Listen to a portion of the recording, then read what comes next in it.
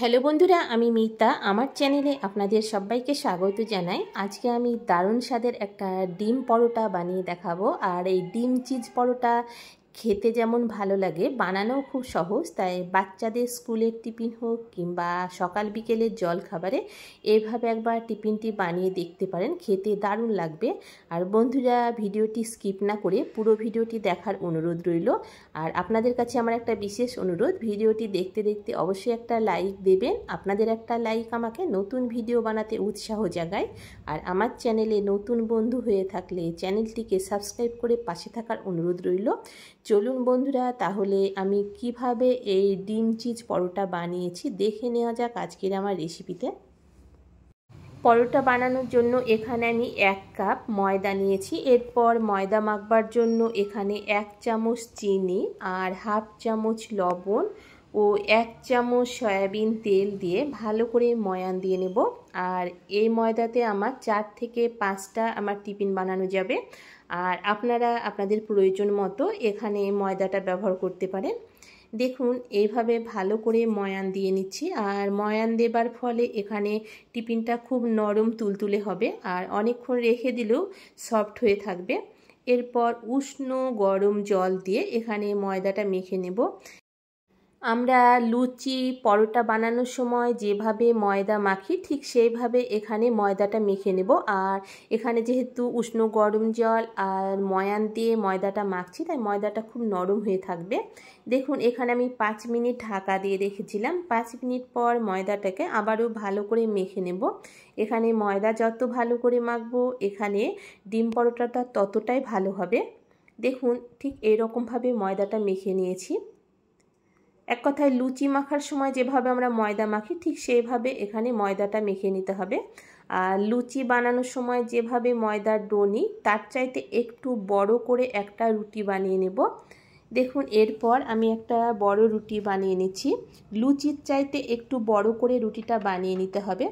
আর বন্ধুরা, আমি সব সময় ঘরে থাকা মশলাপাতি দিয়ে খুব সহজভাবে রেসিপিগুলো বানিয়ে থাকি। তাই আমার রেসিপি যদি কোনো অংশে ভালো লেগে থাকে তাহলে আমার চ্যানেলটিকে সাবস্ক্রাইব করে আমার পাশে থাকার অনুরোধ রইল।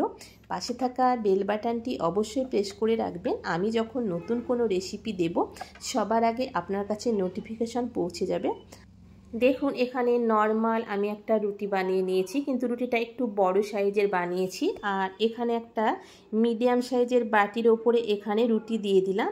আর রুটিটা একটু বাটির চাইতে চারিধারে বড় করে বানিয়ে নিতে হবে। এরপর এখানে চিজ দিলাম। আর এখানে আমি চিজ দিয়ে পরোটাটা বানাচ্ছি, আপনারা চিজ না দিয়েও এখানে পরোটাটা বানিয়ে নিতে পারেন। এরপর একটা ডিম দিলাম।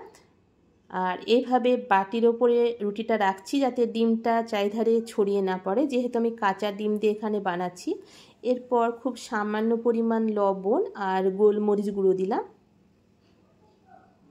আর আপনাদেরকে বলছি, এখানে রুটিটা অতিরিক্ত পাতলা করবেন না।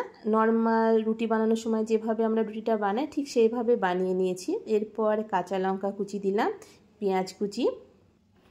এরপর এখানে সামান্য পরিমাণ ধনেপাতা কুচি দিলাম। আর এইভাবে ডিম পরোটা বানিয়ে দেখবেন, খেতে দুর্দান্ত লাগবে। দেখুন, এখানে পেঁয়াজ লঙ্কা ধনেপাতা কুচি সব দেবার পর এখানে আমি সামান্য পরিমাণ ময়দা জল দিয়ে একটা ব্যাটার বানিয়ে রেখেছিলাম। এরপর ব্রাশ দিয়ে এইভাবে ময়দার ব্যাটারটা দিয়ে দেব। আর এই ময়দার ব্যাটারটা এখানে আঠার কাজ করবে। দেখুন, ময়দার ব্যাটার দেবার পর এখানে ওপরে আর একটা রুটি দিয়ে দেব। আর এইভাবে ময়দার ব্যাটার দিয়ে রুটিটা দেবেন, তাহলে এখানে টিফিনটা ভাজবার সময় ভেতর থেকে ডিমটা বের হয়ে যাবে না। দেখুন, এইভাবে বাটির চারিধারে আলতোভাবে হাত দিয়ে এইভাবে একটু চেপে চেপে দেব। আর এই ময়দার ব্যাটার দেবার জন্য খুব সুন্দরভাবে আঠার মতো জোড়া লেগে যাবে। দেখুন, এখানে 2টো বাটি আমি পরোটা বানিয়ে নিয়েছি। এরপর রুটির যে চারিধারের অংশটা আছে বাটির কিছুটা অংশ ফাঁকা রেখে এইভাবে ছুরি দিয়ে কেটে দেব। আর এখানে কিছুটা অংশ ফাঁকা রেখে রুটিটা কেটে দেবেন। একদম সমান করে বাটির চারিধারে কাটবেন না, সেক্ষেত্রে এখানে পরোটা ভাজবার সময় ডিমটা বাইরে থেকে বের হয়ে যাবে। দেখুন, এই বাটিটা কেটে নিলাম। আর এই চারিধারে রুটির অংশটা আমি আবারও রুটি বানিয়ে নেব।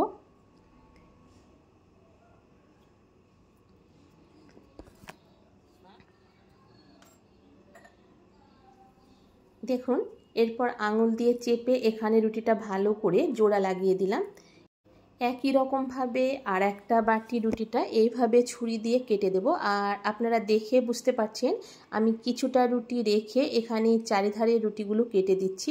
একদম সমান করে বাটি রুটিটা কাটবেন না, সেক্ষেত্রে এখানে পরোটা ভাজবার সময় এখানে ডিমটা বেরিয়ে যাবে। আর দেখে বুঝতে পারছেন সামান্য কিছুটা রুটি রেখে এখানে আমি চারিধারটা কেটে নিলাম।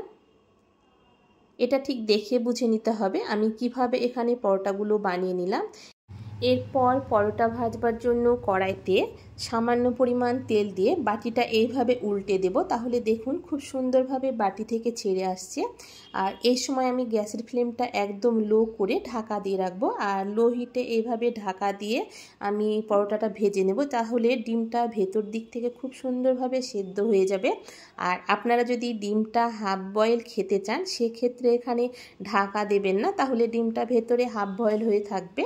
আর এইভাবে আমি যেহেতু ডিমটাকে ফুল বয়েল করতে চাইছি তাই আমি ঢাকা দিয়ে কিছুক্ষণ পর পর উল্টে দেব, তাহলে ডিমটা ভেতর দিক দিয়ে খুব সুন্দরভাবে সেদ্ধ হয়ে যাবে। দেখুন উল্টে পাল্টে দিয়ে আমি 2 পিঠ এখানে পরোটার ভেজে নিয়েছি। আর আপনাদেরকে আবারও বলছি আপনারা যদি ডিমটা হাফ বয়েল খেতে চান সেক্ষেত্রে এখানে পরোটা ভাজবার সময় ঢেকে দেবেন না, লো হিটে ভেজে নেবেন, তাহলে ডিমটা হাফ বয়েল হয়ে থাকবে।